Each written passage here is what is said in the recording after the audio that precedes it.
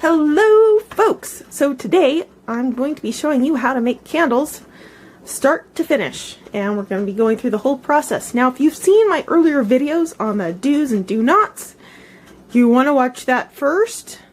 I talk about beeswax, soy wax, paraffin wax, and how not to blow up your candle while you're at it. So yeah, so I bought my candles. They're brand new candles at the dollar store, and made these pucks with them. Now, you can buy your wax in wax chips, pellets, those kind of things, brand new already in bags from the store.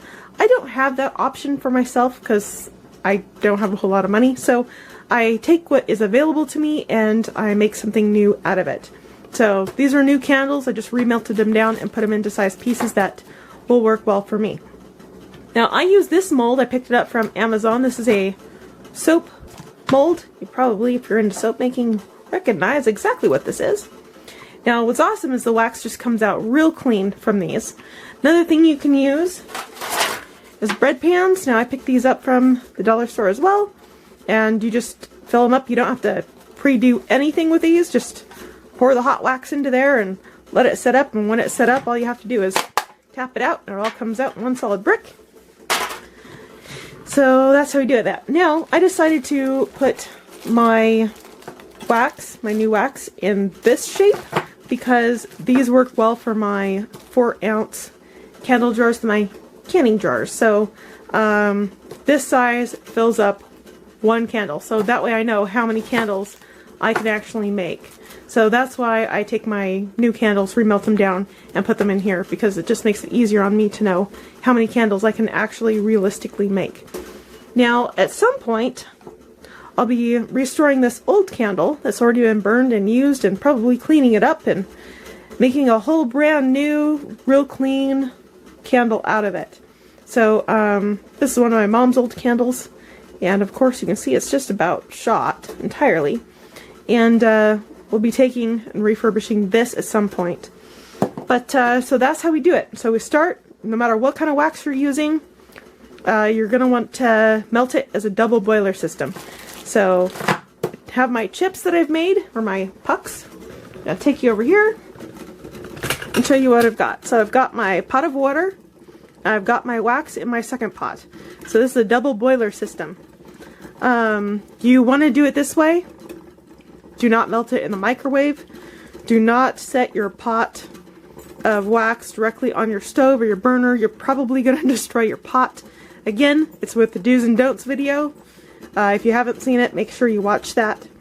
But here I am. I'm just melting my wax, and this is step one. And this is where most things go wrong. Now, whether you buy your wicks, which I have some wicks that I have bought, that I really, really love these wicks. They are a beeswax coated. They've got a nice wide base tab on the bottom of that. And I hold it up real close. It's natural cotton and also paper fibers. So this is an all natural wick, and it's beeswax coated. Now what's awesome about the beeswax I have found is that if I pour my wax a little too hot initially for my candles, this will stay straight up, where other wicks that have been dipped in paraffin first tend to collapse and sink somewhere in the bottom, and then I have to try and figure out how the heck I'm going to rescue that. So I found I really like these wicks best because they tend to hold up. However, if you're not able to buy your own wicks, you have other options. Now, for when I make my home wicks, I'm trying to do some more tests and things like that with it, and seeing how well over time they hold up, because I really like these. But however, excuse me, if things happen where I'm not able to buy these wicks anymore, then I gotta figure out something else. So you can buy jute twine, which I picked up at the dollar store. You can buy cotton yarn, which cotton threading I should say, twine, however they call it. This I picked up also at the dollar store. You can also use cotton yarn. This is a worsted weighted yarn by Peaches and Cream. This makes awesome wicking, I might add. But this does cost a little bit more. I'm going to be doing a burn test here in a few minutes, and I want to show you how I have prepped for that. So I've just taken a little bit of this thread here.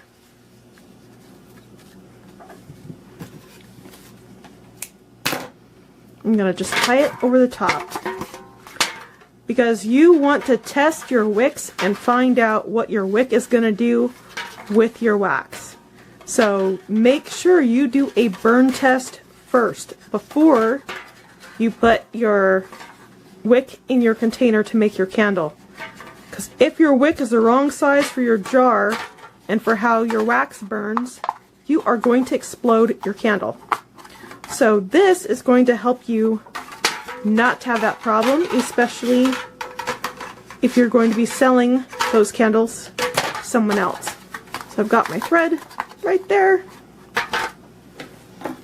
This one I didn't quite set up. Just quite quickly do that while I'm at it. Now, I've tied knots at both ends, that way they don't come unraveled until I'm actually ready to use it. So I'm gonna put my doodad right through there, crimp it the same way. Hopefully it doesn't slide nowhere. Well, I'm trying to crimp it at least.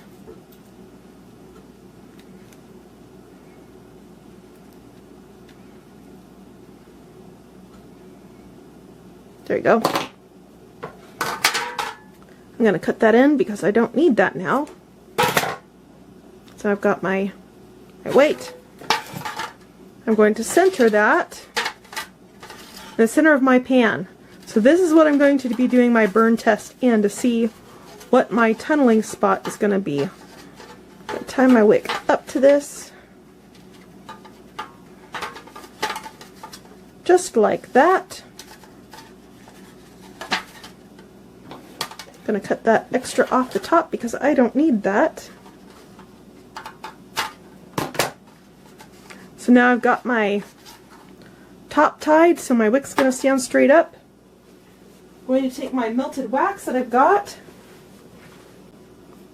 I'm going to pour it just a little ways in there. Right about halfway because I'm only just doing a burn test. And there we go. Now I'm just going to let this sit up.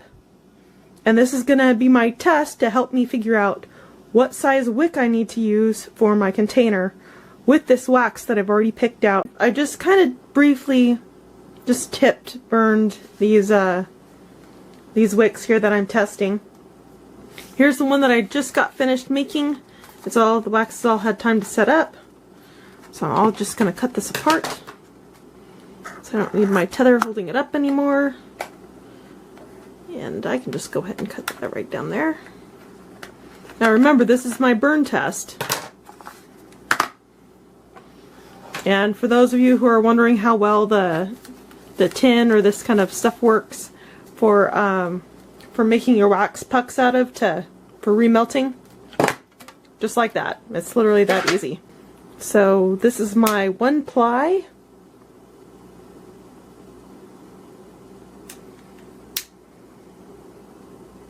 Here's my 3-ply. And here's my 6-ply. So lit them all. This part takes the longest to do. It is what it is. You're gonna have to test all your wicks first. So this is the yarn I used that you saw me braid. I can just pull up a strand. So my 1-ply is just one piece, just like this. If I adjust down here, see it a little better. It's just one twisted piece. My 3-ply, I've taken 3 of those strands, just braided it, so you can see how tight and small that is. And then my 6-ply, which you watched me braid in the last video, is these guys right here, and how much thicker that is. So here's my flames, and that's really flickering quite high. I probably need to trim that wick down a little bit. Yeah, I'm going to trim that.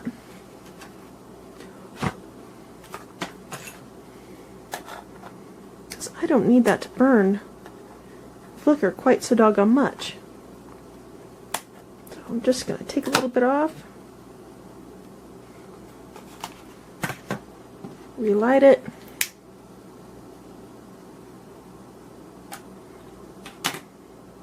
Check everything, see how that goes. That just might be one that wants to flicker all the time. But in a large container, I think that'll work just fine. I decided instead of waiting 20 minutes to burn these, I didn't quite get the burn test I was hoping I would, so I let it burn for 2 hours. And these are the different sizes I got. So this is the 1 strand of this yarn that I was telling you about. This is the 3 strand. You can see how much bigger that hole is. And then this is the 6 strand. So very, very different in how those burned. This is why we do the burn test, to figure out what size jar you're going to be using for your candles. So something I'm going to do here is I've already made up my templates. So this is size for this one, so I'm going to stick that in its own container for those homemade wicks. And did the same thing over here for this one.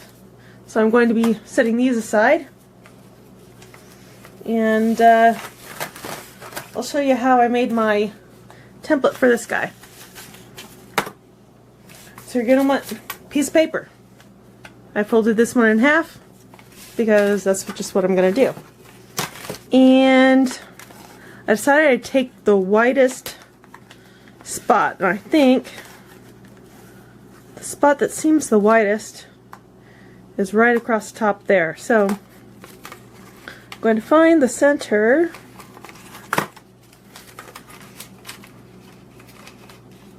It seems like it's going to be right about there, so I'm going to bend the paper just a bit and cut it.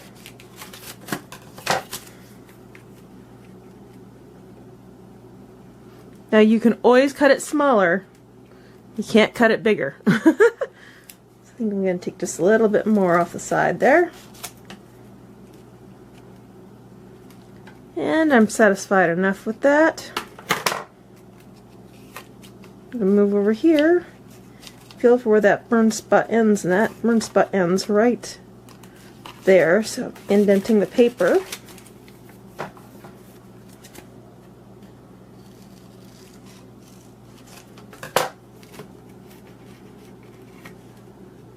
Right there. So now this is going to make it a little bit easier for me to take my pen.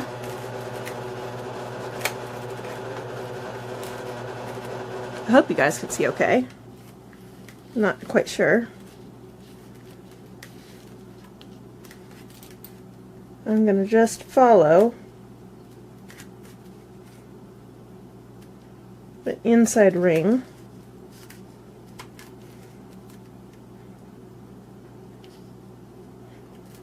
All the way out. Now I'm just going to go ahead and cut just on the outside of that, because I'm not sure I quite got it right.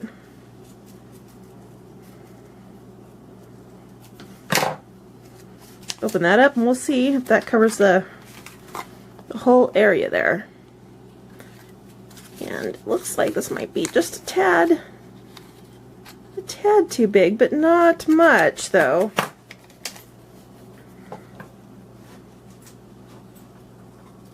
I'm going to cut it down just a little bit here. Maybe round it just a little bit more here. We'll test it.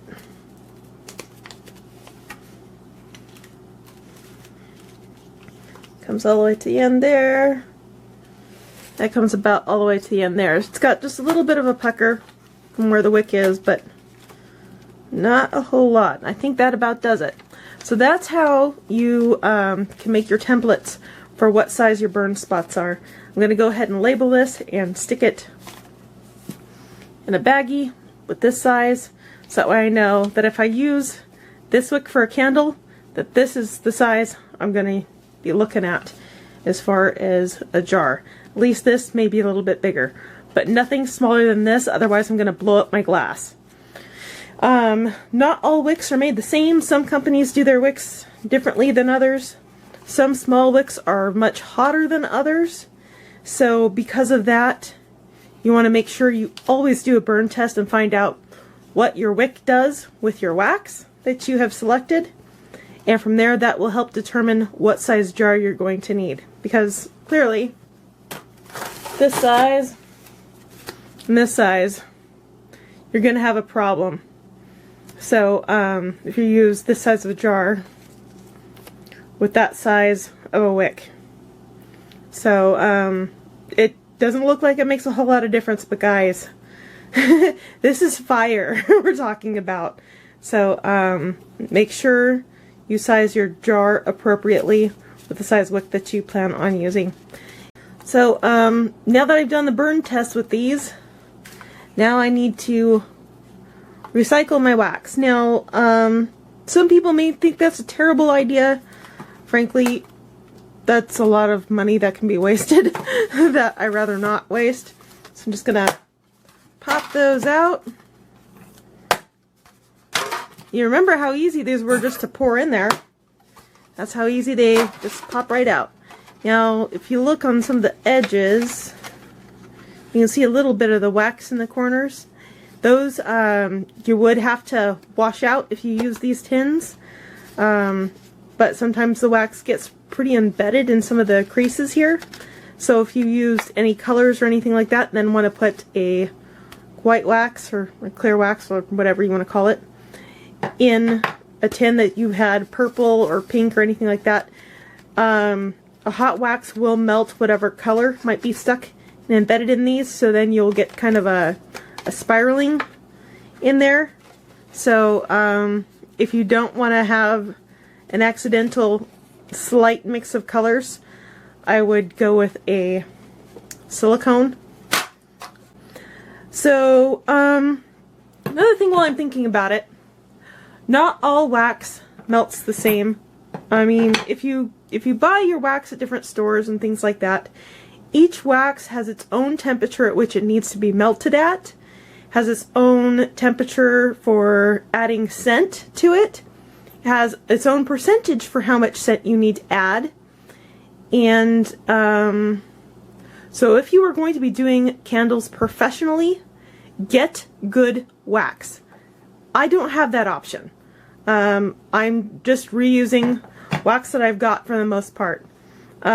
Because of that, I don't know what this wax is. You can see how this might be a problem. Not only for melting wise, because then I'm melting it on a pretty high temperature that probably would destroy it, but I don't know what my scent content is going to be for this wax. Now, if I add too much scent, chances are I'm going to have a fireball as a candle instead of what I'm looking for in just a nice gentle candle. So I will not be showing you how to scent these because this is mystery wax. I don't know what the scent content is. I don't know what the makeup of this wax is. All I know is it's wax. There you go. So if you are going to be making professional candles, pay attention to what wax you get, what percentage it has, and follow the instructions on that wax. Otherwise, you are going to have a disaster, as I have had a few times in the process of learning this, because for some reason this information was not shared in other professional videos, and me thinking, oh yeah, I could just melt it and make a candle out of it. That's not how it works. There's science behind this too, and it's very easy to screw up and then have a fire hazard. So I'm not going to show you how I scent these, because I'm not going to scent these because I don't know what the scent content is on my wax, and I don't want to have a fireball. So I'm just going to remelt these, and I'm going to show you how you can clean up all the debris that are inside of it. And I don't know if you can see how it's got some black little chunkies. So we are going to be cleaning that all out and making it look like a whole brand new type candle. I will be using this wax to make an emergency candle out of. So I'll show you how I strain these and make them all brand new again. And yeah, so we'll go from there. Now if you have wax that you don't need to strain, great, you can skip this part. However, I'm not going to do that. I would like to reuse what I've already got. but I need to make sure it's all really clean so that I'm not leaving any debris or anything like that in the candle that could possibly catch fire too. So that's another reason why I'll be cleaning all this stuff out. So here I've got my metal bowl. I've already got the process started a little bit. I've got my strainer right here. Wire strainers are excellent. You want to try and get the smallest weave on that metal as you can. If you can use just the strainer, excuse me, but it won't catch everything. It'll catch the bigger pieces, but the small stuff will still go through, like little hairs or things like that. If you have an old candle that's been sitting out for a really long time, like this one, you can see all the layers of junk that's in there. So when I review that at some point, I'll be talking about that. However, I picked up these little strainers. You can get them at the dollar store. See how very thin they are? They are see-through. Look, you can see me waving at you. So, this is what we're going to use. Now, to do this properly, you have to get your candle wax extremely hot, like liquid hot. Because as your wax cools, it will solidify. And I'm just pulling the wax off the double boiler, wiping down the outside of my container because leaving water droplets on the outside of my container when I pour it is going to accidentally put water inside my wax. Now, do not ever put water inside your wax or you will have your candle absolutely explode. So do not do that. While I'm thinking about it, if you want to color your waxes, do not use any mica powders. Powders are a powder. Your wax is an oil, so you will clog your wicks if you do that. Do not use food coloring or any scents that are not candle approved. Now if you look at some ads on some places, they'll say, yeah, you can use it for candles, but that's not actually what it's for. So if you have a colorant that has any kind of water or alcohol base in it, you will explode your candle. It'll just leave little beads of color at the bottom of your container, and it's a fire hazard waiting to happen. So do not do that. Only use candle approved colorants, which should be all oil based, and candle fragrance, that's again all oil based, because if you don't, you're gonna have a nasty disaster. I'm just gonna pour a little bit more in here, and you can see it's pouring out just right there. So it's kind of a long process here, but this is how you can strain out all the junk from your candle wax and have everything all clean and purified out. This is a great jar because if you have to walk around, hold the light, you can do this and not hold on to the hot glass. Again, it's very portable. You're not going to be dripping wax anywhere, so if the power goes out, you can carry this around and it'll be fine. It'll be okay. And then again, because the wax is sitting down a little further, if you have to light it outside in a windstorm, because there's so much more of a stack or a chimney almost on it, it stays lit even in a windstorm. So I was really happy when I discovered that. So there's lots of bonuses and benefits there. Now, I found these hangers, these metal hangers, which are really cool, and they just fit right over the top of these, and I'll show you how I put those on in another video. And so that way I can carry it around here, or I can use that hanger and hang it up on a wall or something, or around a barn or something like that if I needed to. So that way I had a very portable light that could hang somewhere up and still be quite sturdy for me. So first thing I'm going to do is I have my wicks that I really like, these wicks that I bought at the store. So we're going to use these, and I already have sized them so I know what they are. This wick tends to be quite hot. Then I have some glue dots. Now you can use, there's some foam glue dots that you can use. You can use a glue gun. There's lots of different things that you can use to help weight that anchor to the bottom of your glass. Now, I have seen videos where they've taken just a little bit of wax and have poured it in the bottom of the jar, just enough to stick the wick down into and let it solidify before pouring the rest of their wax. And that works out really great too. So if you don't have a glue gun or anything like that, just do a small pour in the bottom of your glass and set your anchor in it or your weight, and it'll work out just fine as well. So, stuck my glue dot on the bottom here. This is double-sided.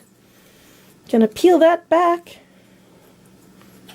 And sometimes, I don't know why this is doing it.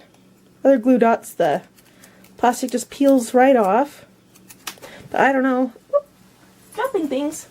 I don't know if this just got hot and has decided to really stick to the plastic, but sometimes I found if I just flick it a little bit with the plastic, that tends to grip a little bit better.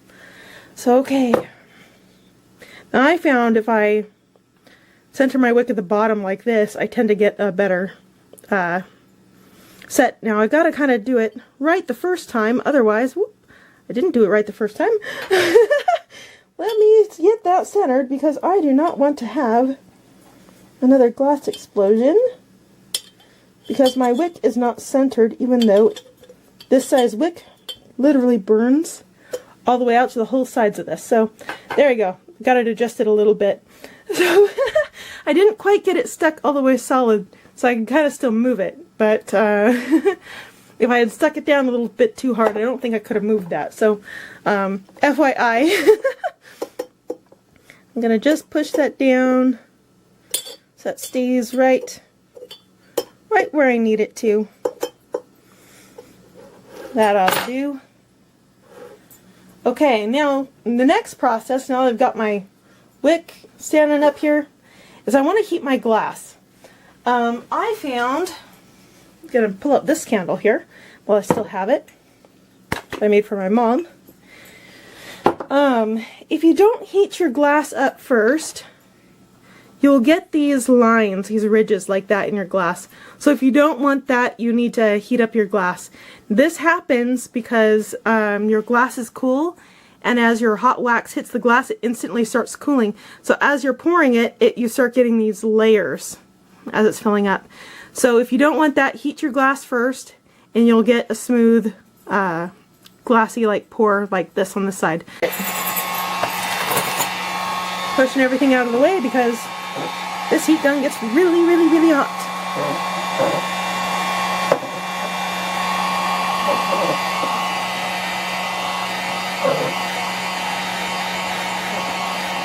Now some people have heat warmers, things like that for their glass jars. And I'm just spinning it and trying to make sure that the heat stays even throughout the whole glass. Now again, because this is mystery wax, now if you buy real good wax, it'll tell you what temperature you pour everything at. So make sure you follow the instructions on your own wax. I do not have that with this because I've recycled it from old candles. And again, this is just going to be a survival candle or an emergency candle. So hopefully it's not so hot. Oh, it is too hot. Okay, so if it feels hot on my finger, to where I can't stick my finger in it, is what I've learned for me at least, then it's too hot for my wick. So I'm just going to have to wait a little bit. Is it done yet? Is it done yet? Yeah, that's okay. That's okay. That's tolerable. It might still be a little bit too hot, but I'm just going to go ahead. My glass is okay. Just going to go ahead and pour it. To right about there. That's the perfect amount of wax that I got. I'm kind of proud of myself. Okay, so as you can tell, my wax was a little bit too hot when I poured it. So I'm going to have to do something to make sure my wick stays up. little bit. Maybe I'll just have to hold it right here. But because I poured my wax too hot, I'm going to end up with a little bit of a sinkhole issue. Now, most of you guys are aware that that you're supposed to pour your waxes at a specific temperature. You pour in your scents at a specific temperature, your colors. But for your store-bought wax, it'll give you all that instructions for what temperature to do all that stuff in.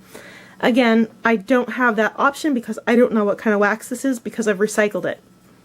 So because of that, I'm not telling you what temperatures to do that on.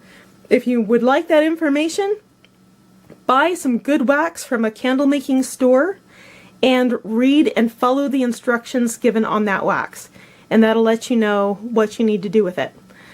But if you have candles at home, then this is going to be your best way of testing it. This is the emergency candle that I just gotten poured. It's been setting up for, I don't know, a few weeks. I didn't get right back to this as I had hoped I would. But remember what I was talking about with sinkholes? Look how bad that sinkhole is. It goes way the heck down there. So I'm going to use a second pour to try and fill all that nastiness in, because we don't want that, to try and light it.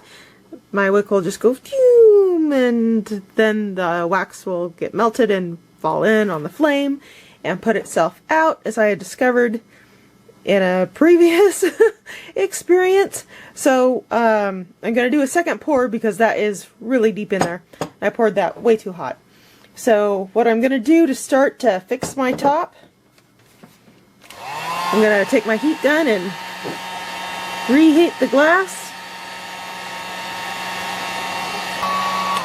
Oh, and for those of you who are wondering what kind of heat gun I'm using this Drill Master. I picked it up at, oh, what's the name of this place? Harbor Freight. It was like 10 bucks. I'm using this setting because this setting is way too hot. This will peel paint off walls. This is still extremely hot, but in small amounts it's okay. Okay, I think I got that heated just enough. I'm going to do my second pour. I'm only going to fill it up right to there. I don't know if you can see just that shiny stuff right in there. And I'm just going to let that sit for a bit. See, there you go. Got that second pour in there. And that'll just fill in all of those holes. I'm just going to tap it a bit, making sure there's no air bubbles that are going to get trapped in there, and it looks like it's going to be okay. So I'll come back and use a heat gun on the tops. As you can see, this will leave a little bit of a ring. Maybe, well, I don't necessarily want that. Maybe I'll reheat the whole thing now while I've got the chance.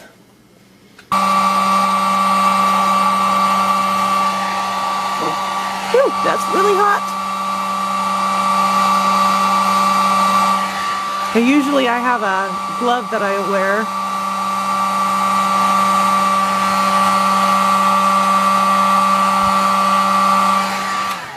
Helps keep myself from burning. Alright, so we'll just let that sit. And I may have to re-flatten it again, I'm not sure. But if I do, I can do that off video. And yeah, so that's how I flatten the tops. So now that this candle has, the top is now flattened and beautified. See, look at that, ain't that pretty? Now, from the wick to 1/4 an inch. Yes, guys, I do not have proper wick cutting tools, so I am using scissors. But hey, it's good enough for me, because it's going to be for my own personal use anyway. There you go. Now, I'm going to be using this as an emergency candle.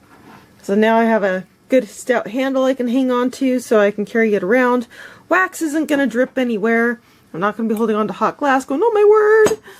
So, there's a lot of good uses for this kind of jar. Now, I picked this jar up at the dollar store. I don't know if I mentioned that in the other videos because it's been a while since I've reviewed them. But, that's what I did. Now, I've got a nice canning jar lid. so then stuff and gunk can stay out of it, so it'll stay nice and clean. I've got a hanger, so then if I'm traveling and want to hang it up somewhere, I can. This is how those hangers work. You just clasp it on. Now this is kind of tight on these ones. Right like that.